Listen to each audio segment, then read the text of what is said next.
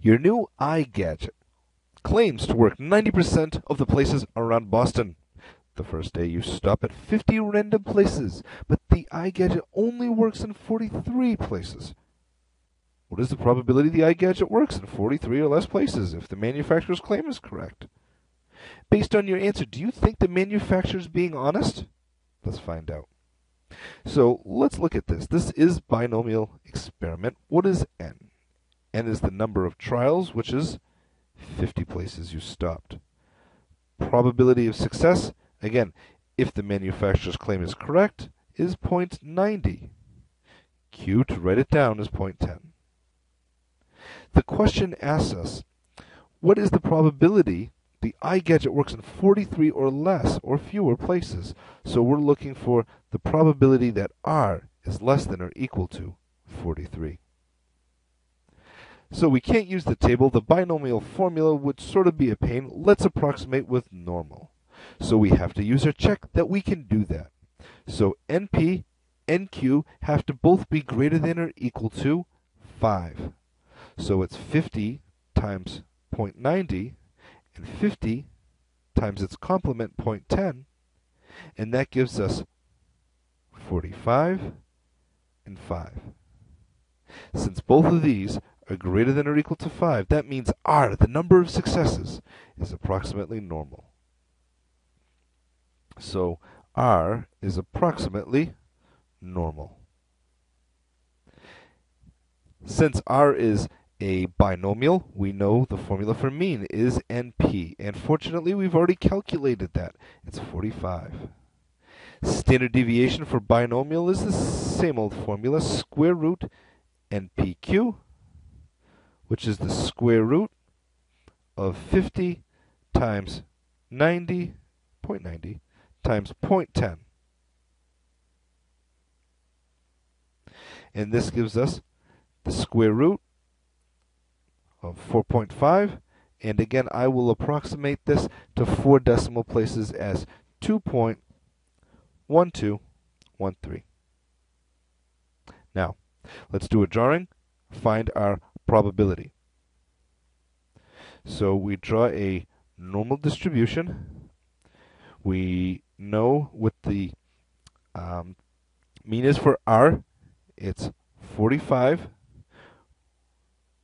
We're looking for the probability that R is less than or equal to 43. So to the left of 45, we get 43, and we want the probability that R is less than 43. So we're going to approximate using the normal curve. So again, R is binomial. When we go to approximate using the normal curve, we have this continuity correction, which we worked on in the last exercise, by drawing a bar right above the 43. And when we shade it and less than or equal to go to the left, that makes our interval larger by 0.5. So we get 43.5. So the probability that R is less than or equal to 43 is going to be approximated by the probability that Z is less than or equal to this number, 43.5, using our continuity correction, minus the mean over the standard deviation. Mean was 45, divided by our standard deviation, 2.1213, close it up, and break out the calculator.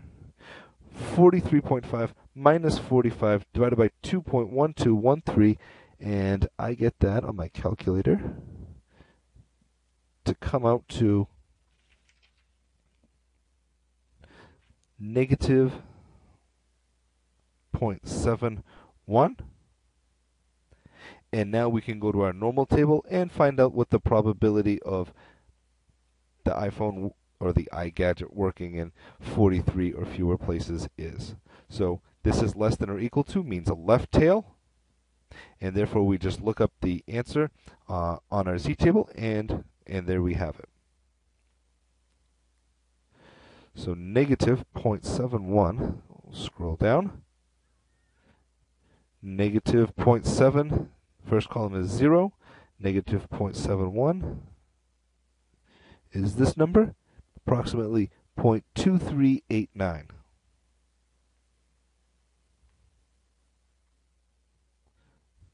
So the probability of, given the manufacturer's claim being correct, of the iGadget working in 43 places is a little bit more than 23%.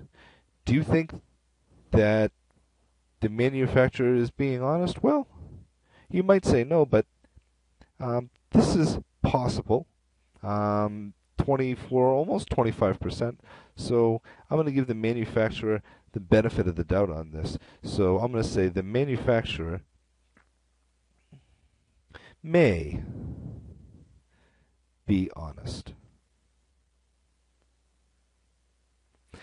In later chapters, we're going to be more descriptive in predetermining a probability. If it's less than a certain probability, then we can say he's not, and if it's bigger than that probability, we say that, well, he may be honest.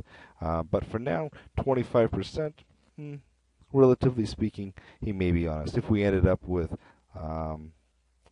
maybe 0.0001%, then probably not.